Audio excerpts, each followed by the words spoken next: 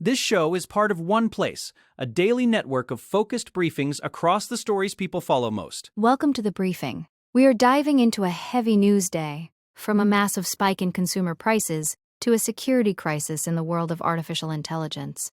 Let's get started. Inflation surged to 3.3% in March. Anthropic is withholding its powerful new Mythos AI model. A suspect attacked Sam Altman's home with a Molotov cocktail. Mythos AI can reportedly spot flaws in almost every computer. The IMF chief warns that time is running out. Oil prices just saw their biggest weekly loss since 2020. Top financial officials met secretly over new AI risks. OpenAI is increasing security after the recent arson attempt. First, the inflation report. The latest Consumer Price Index report is out, and it is a tough pill to swallow for the American consumer. Inflation surged in March to an annual rate of 3.3%, which is the highest we have seen in nearly 2 years. This jump was largely fueled by a global energy shock triggered by the ongoing Iran war. Economists had actually braced for this, predicting a full percentage point increase from February's 2.4%. The reality hit hard as energy costs, specifically gasoline, skyrocketed. We saw gas prices rise over 21% in just 1 month, marking the largest monthly increase since 1967. With the national average hitting $4.15 a gallon, the strain on household budgets is becoming undeniable as the conflict continues to constrain global oil supplies. It is interesting to look at the core inflation numbers, though, because they tell a slightly different story. If you strip out those volatile energy and food prices, core inflation only rose 0.2% for the month. This suggests that while the energy shock is massive, the rest of the economy might have some room to absorb the blow. However, the broader concern is how these high energy costs will eventually bleed into other sectors like apparel and food transportation. We are also looking at a 2-week ceasefire that was recently announced between the US and Iran. While that could eventually bring some relief to the pump, experts warn it will likely take weeks for prices to drop back below that $4 mark. For now, the Federal Reserve's 2% target remains a very distant goal. Next, Anthropic's new model. Anthropic has made waves this week by announcing it will not release its newest AI model, Mythos, to the general public. The company cited extreme cybersecurity concerns, claiming the model is so powerful that even non-experts could use it to exploit major operating systems. Instead of a wide release, they are limiting access to a select group of organizations like Google, Microsoft, and NVIDIA through something they are calling Project Glasswing. This move has sparked a massive debate in the tech community. On one hand, you have people genuinely spooked by the idea of an AI that can automate hacking.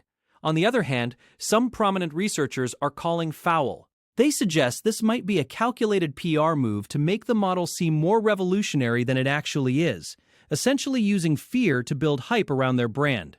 The skepticism is coming from some heavy hitters in the field.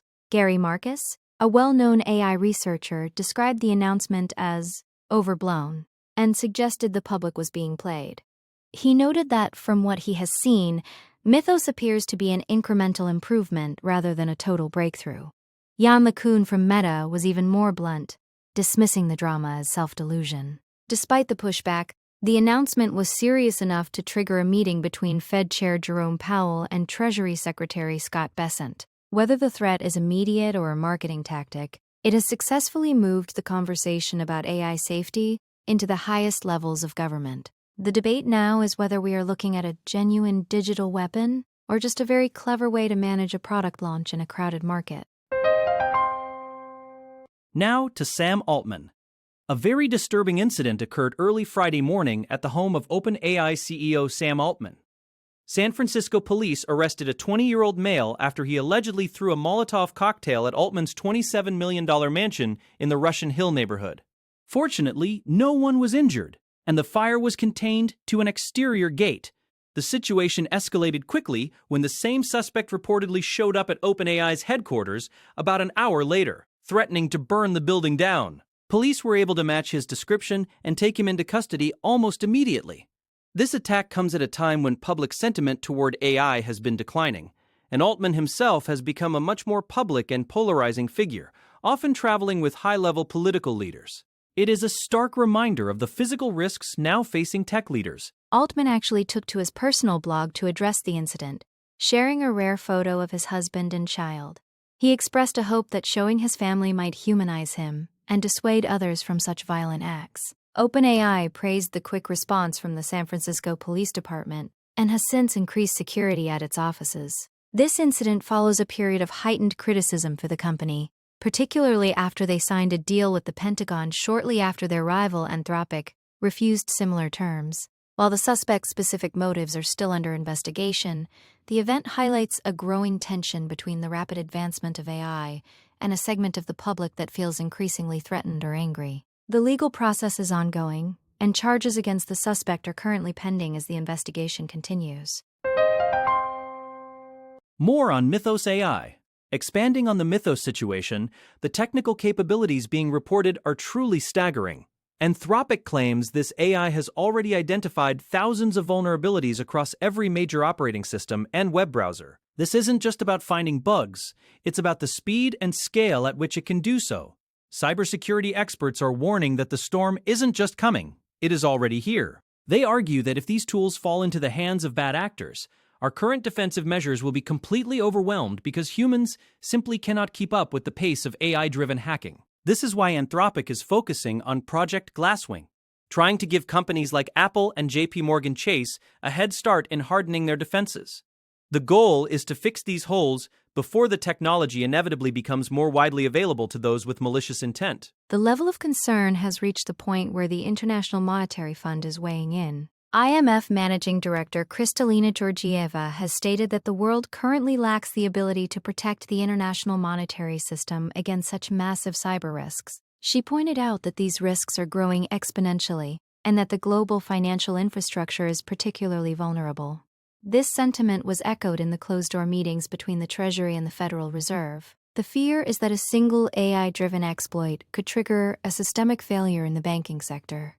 While Anthropic is trying to be responsible by withholding the model, the reality is that other entities, including foreign adversaries, are likely developing similar capabilities. We are essentially in a race to build shields before the swords become too sharp for anyone to handle.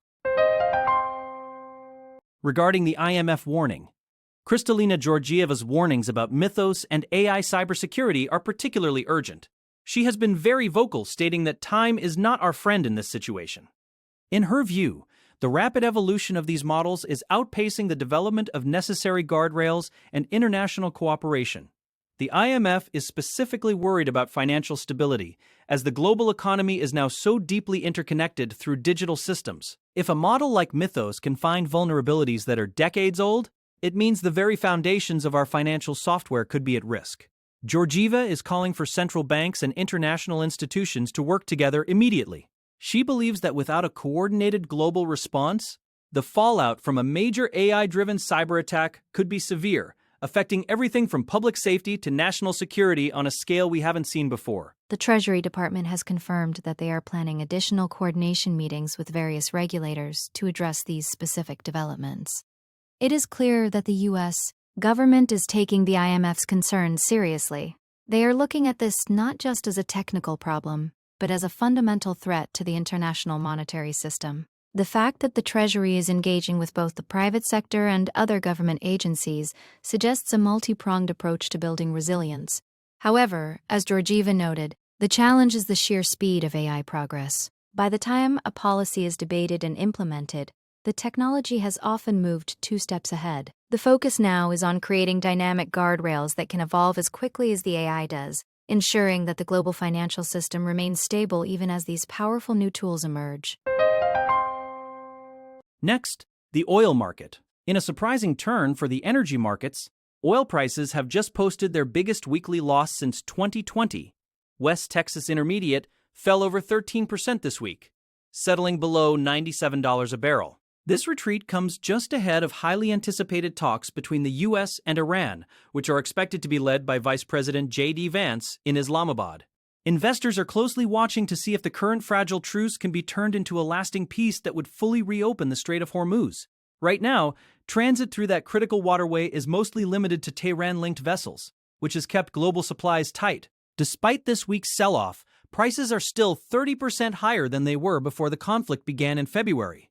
The market is essentially holding its breath to see if diplomacy can actually stabilize the region. There is a lot of skepticism about whether this price drop will last. Some analysts, like Bob McNally of Rapidan Energy Group, believe the sell-off is unwarranted and likely to reverse. He suggests that people are so desperate for the nightmare scenario to end that they are overreacting to positive headlines. Meanwhile, countries heavily reliant on Middle Eastern crude are not taking any chances. Japan is planning to release 20 days of oil from its stockpiles, and India's largest private refiner has already started capping fuel purchases at the pump to manage their stocks.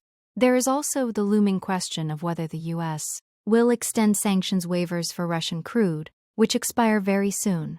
With continued attacks on energy infrastructure in the region, the supply situation remains incredibly volatile, regardless of the current downward trend in futures prices.